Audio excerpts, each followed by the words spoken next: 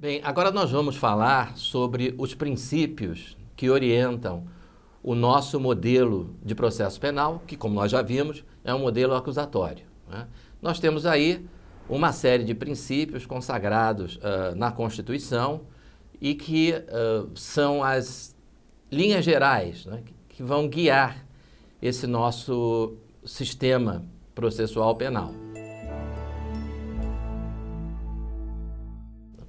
O primeiro princípio é o princípio do devido processo legal, né, que é conhecido também pelo seu nome em inglês, Due Process of Law, né, já que foi um princípio consagrado primeiramente pela Constituição dos Estados Unidos, né. Na nossa Constituição, ele está previsto no artigo 5º, inciso 54, nos seguintes termos: ninguém será privado da liberdade ou de seus bens sem o devido processo legal. O que isso significa?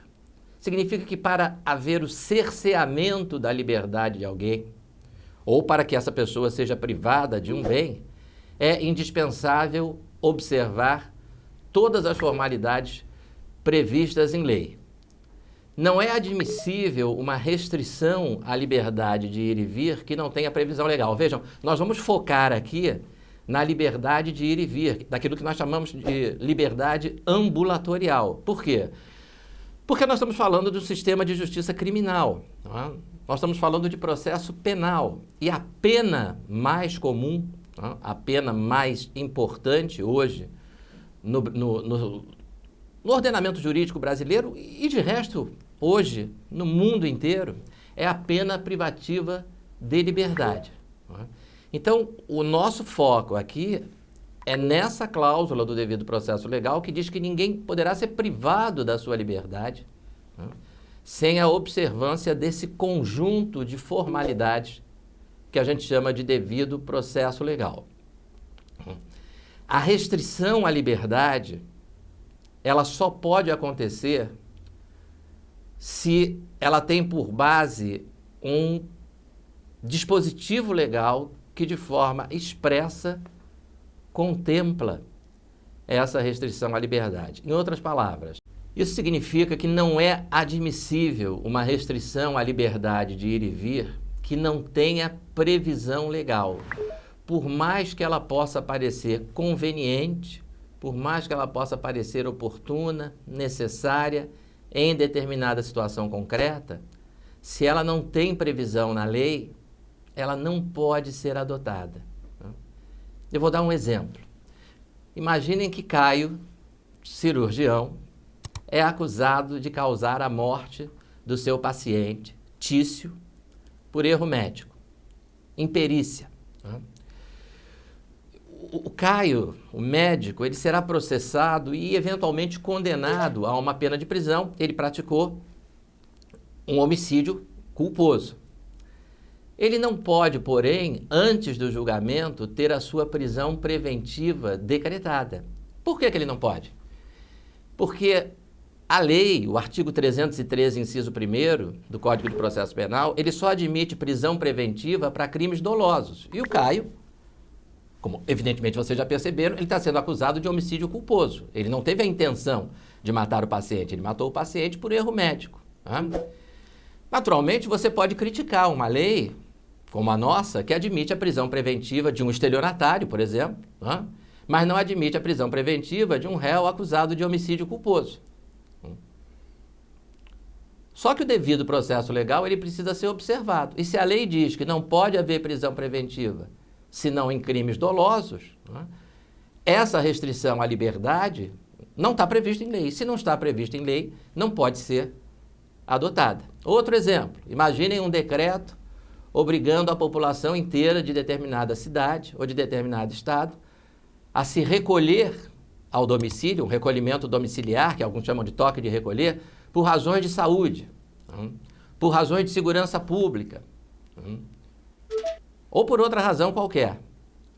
Novamente, por mais que a medida possa parecer oportuna, conveniente, necessária, se ela não tem previsão expressa na lei, a decretação dessa restrição à liberdade viola o devido processo legal, né? Esse exemplo que eu estou dando, né, ele é mencionado na Constituição Federal somente numa situação, que é o estado de sítio, previsto no artigo 139, inciso 1º. Estado de sítio que só pode ser decretado pelo presidente da República, com aprovação do Congresso, só pode durar 30 dias. Tá? E aí o artigo 139 diz, na vigência do estado de sítio, só poderão ser tomadas contra as pessoas as seguintes medidas. E aí no inciso 1º, tá? Vem obrigação de permanência em localidade determinada. Eu vou fazer um parênteses aqui, né? Mesmo na vigência do estado de sítio, é discutível, né, se essa obrigação de permanência em localidade determinada significaria obrigar o sujeito a permanecer dentro de casa. Tá? Ele seria, segundo alguns, poderia ser obrigado no estado de sítio a não sair da rua onde ele mora, tá? A não sair. Não, na verdade, isso não é a medida prevista para um indivíduo, isso é para uma população inteira. Então, no estado de sítio, você poderia obrigar a população de uma determinada vizinhança, de um determinado bairro da cidade, a não poder sair daquele bairro. Tá? Segundo alguns, obrigá-los a uma espécie de prisão domiciliar não seria possível nem no estado de sítio. Então, vejam que essa restrição à liberdade, ela pode até ser considerada oportuna, conveniente, necessária, diante de uma calamidade pública, diante de uma crise sanitária, diante de uma situação de descontrole na segurança pública, mas ela não pode ser decretada. Por quê? Porque ela não tem previsão em lei, então ela não pode ser decretada por prefeito, não pode ser decretada por governador. Né? Ela só pode ser decretada no bojo da decretação de um estado de sítio pelo presidente da República, com aprovação pelo Congresso e limitada a 30 dias. Então, é justamente nesses momentos de criminalidade descontrolada, de crise sanitária, né, ou de guerra, de outras situações extremas, que o papel de garantia, né, do princípio do devido processo legal se mostra particularmente importante. O devido processo legal é uma garantia do nosso direito. Né? Então, essa liberdade ambulatorial tem a garantia, todos nós temos a garantia de que a nossa liberdade só pode sofrer restrição se essa restrição está prevista de forma expressa na lei. Não é? Se ela não está prevista na lei, com todas as letras, de forma expressa, não é? Ela não pode ser decretada, porque ela não atende o devido processo legal. Existem autores, como o professor Paulo Rangel, por exemplo, que consideram que é desse princípio do devido processo legal que derivam todos os outros, né, que nós vamos ver agora, né, na sequência.